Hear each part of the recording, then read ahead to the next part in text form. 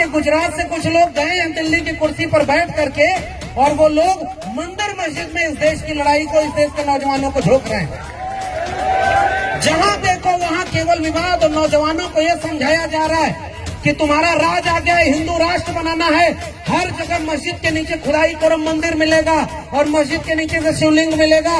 और हम भी यहाँ संकल्प में एक बात कहते हैं कि अगर खुदाई, तो हम नहीं चाहते कि तुम ये सब करो, लेकिन अगर खुदाई करवा रहे हो तो थोड़ा इतनी गहरी खुदवाना जब तक कोई बुद्धिस्ट अवशेष न मिल जाए, तब पता चलेगा ये देश किसका था।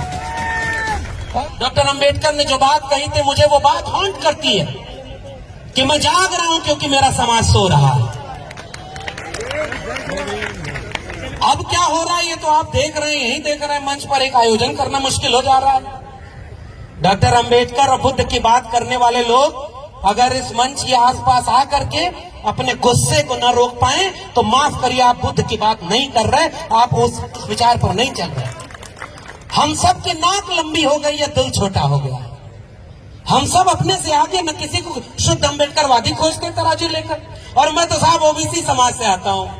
मैं बहुत ज्यादा भाषण देने की बजाय मैंने पहले ही कह दिया, मुझसे ज्यादा सम्मानित लोग, मुझसे ज्यादा मेहनत करने वाले लोग, और मेरी जितनी उम्र है उतना तो लोगों ने संघर्षों में लगा दिया। वो लोग मंच पर सामने बैठे, उनके सामने मैं क्या बोलूंगा।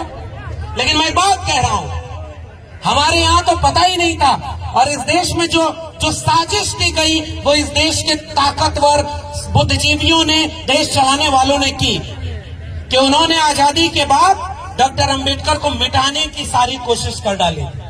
और मैं विश्वविद्यालय में पढ़ाता हूं, वहीं से एक रेफरेंस लेकर एक बात केवल कर रहा हूं। उन्होंने सिलेबस में डॉक्टर अंबेडकर को नहीं रखा, उन्होंने लाइब्रेरी में डॉक्टर अंबेडकर की किताबें नहीं छपने दी, उन्होंने नहीं पढ़ने दिया कि डॉक्टर अंबेडकर कौन थे, महात्मा फूले कौन थे, पेरियार कौन थे, और तमाम लोगों का विचार क्या था। उन्होंने कोशिश की थी कि डॉक्टर अंबेडकर को आजादी के बाद मिटा दिया जाए। लेकिन हम तो साहब वो लोग हैं जो जमीन में बुआई के बाद फसल लहलहाए, वो नहीं। हम तो वो बीज हैं जो यूं ही फेंक दिए गए थे, लेकिन वो जमीन फोड़कर बाहर आ गए और आज अपना हक इतिहास मांग रहे हैं। और इसलिए मैं डॉक्टर अंबेडकर को याद करते हुए मैं केवल और केवल हिम्मत लेने आया हूं कि जब उन्हें मिटाने की इतनी कोशिश हुई, वो रोए थे, और रोना बुरा नहीं है। वो रोना डॉक्टर अंबेडकर ने अपने लिए नहीं रोया था। उन्होंने ये सोचा था कि जब मेरे साथ, मैंने इतना पढ़ा लिखा, मैंने विदेश से डिग्री ली, और मैं इतनी बड़े ऑफिसर की पोस्ट पर बैठ करके नौकरी कर रहा हूं, और जब मेरे साथ इतना जातिवाद हो रहा है, तो कल को इस देश के दलित, पिछड़े, आदिवासियों, मजलूमों, किसानों और गरीब वंचितों, शोषितों के साथ कितना बड़ा जातिवाद होगा, यह सोचकर डॉक्टर अंबेडकर रोए थे। और तब उन्होंने संकल्प लिया था कि मैं एक ऐसा भारत बनाऊंगा, और वो भारत उन्होंने बनाने की नींव तो 1950 में रच दी ना। भारत का संविधान लागू करके एक मौका दे दिया कि जाओ इस देश के लोगों, इस देश के दलितों, पिछड़ों, आदिवासियों, हमने तुम्हें हक और अधिकार दे दिया है। वो भारत का संविधान तुम्हारे लिए एक ऐसा हथियार है कि जब इस देश में कोई भी तुम्हारे हक हुकूक को छीनेगा, तुम्हारे ऊपर अत्याचार करेगा, तो तुम लड़ने के लिए भारत का संविधान आगे उठा लेगा। ये हिम्मत हमें डॉक्टर अंबेडकर ने उस संकल्प के बाद चुकाई थी। और मैं एक पक्ष, उन्होंने, राजेंद्र पाल जी ने, भीमराव जी ने हमारे पहले रख दी कि उन्होंने एक संकल्प 1956 में लिया था कि मैं इसे प्रबुद्ध भारत, बौद्ध में भारत बनाऊंगा। और मेरे लिए बौद्ध में भारत का अर्थ ये नहीं है, भिक्षु जी लोग बहुत सम्मानित लोग हैं, मंच पर बैठे हुए हैं। बौद्ध धर्म का मतलब हमें जनता को ये समझाने की जरूरत है साहब कि हमें अपना चोला बदलने की जरूरत नहीं है। ये लोग तो और आगे बढ़कर के त्याग और तपस्या कर रहे हैं। इस देश के सामान्य लोगों को बुद्ध को पहनने ओढ़ने की नहीं, अपने दिल में बसाने की जरूरत है। प्रज्ञाशील, करुणा, समानता और न्याय का विचार जो मानता है वो सब बुद्धिस्ट है। और मेरे लिए बुद्ध एक विचार का नाम है, मेरे लिए बुद्ध एक दर्शन का नाम है, और मैं चाहता हूं कि मैं उनके दर्शन और विचार को थोड़ा सा जी सकूं। और इसलिए मैं दूसरा पक्ष केवल रखकर अपनी बात विराम दूंगा कि दूसरी तरफ आज तो खुदाई हो रही है। गौतम साहब ने बोला कि जहां खुदाई करो वहां बुद्ध मिलते हैं। और कुछ लोग जो यही गुजरात से निकले हैं, मैं गुजरात देख के पहली बार आया हूं और इसलिए कुछ और बात भी बोलूंगा। आपके गुजरात से कुछ लोग गए हैं दिल्ली की कुर्सी पर बैठ करके, और वो लोग मंदिर मस्जिद में इस देश की लड़ाई को, इस देश के नौजवानों को झोंक रहे हैं। जहां देखो वहां केवल विवाद और नौजवानों को यह समझाया जा रहा है कि तुम्हारा राज आ गया है, हिंदू राष्ट्र बनाना है, हर जगह मस्जिद के नीचे खुदाई करो मंदिर मिलेगा और मस्जिद के नीचे से शिवलिंग मिलेगा। और हम भी यहाँ संकल्प भूमि में एक बात कहते हैं कि अगर खुदाई तो हम नहीं चाहते कि तुम ये सब करो, लेकिन अगर खुदाई करवा रहे हो तो थोड़ा इतनी गहरी खुदवाना जब तक कोई बुद्धिस्ट अवशेष न मिल जाए, तब पता चलेगा ये देश किसका था। और इसलिए वो जो दूसरा काम कर रहे हैं वही अपील और वही गुजारिश आपसे करने आया हूं। साथियों, हम सब जगे हुए लोग हैं, इसलिए आज यहाँ हैं। हम लोग अगर जागरूक लोग ना होते, बाबा साहब और बुद्धा को मानने वाले लोग ना होते, तो आज कहीं कांवड़ हो रहे होते, किसी धार्मिक कार्यक्रम में होते। लेकिन आज हम यहाँ हैं तो हम जागरूक हैं। और इसलिए मैं आखिरी बात कह के जा रहा हूं कि जो हमला हमारे ऊपर हो रहा है, बहुत बातें होंगी और कहीं ऐसा ना हो जाए कि आप लोग भी केवल औपचारिकता निभाने के लिए यहाँ आए और कल से फिर हम लोग भी अपने काम में लग जाए। संकल्प अगर मुझे लेना होगा तो मैं क्या संकल्प लूंगा? मैं इस मौके का केवल एक इस्तेमाल करना चाहता हूं। वो संकल्प ये होगा कि डॉक्टर अंबेडकर ने जो ख्वाब देखा था उसमें सबको शिक्षा मिले, ये सबसे पहले ख्वाब था। शिक्षा कौन सी? डिग्री वाली नहीं।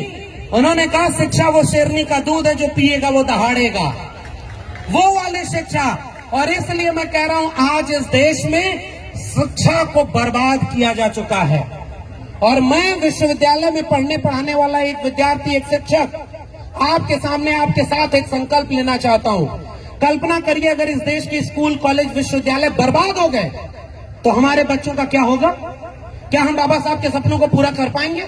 जब उन्हें शिक्षा ही नहीं मिलेगी, रोजगार नहीं मिलेगा, तो कल को कोई भी उन्हें दंगाई बना लेगा।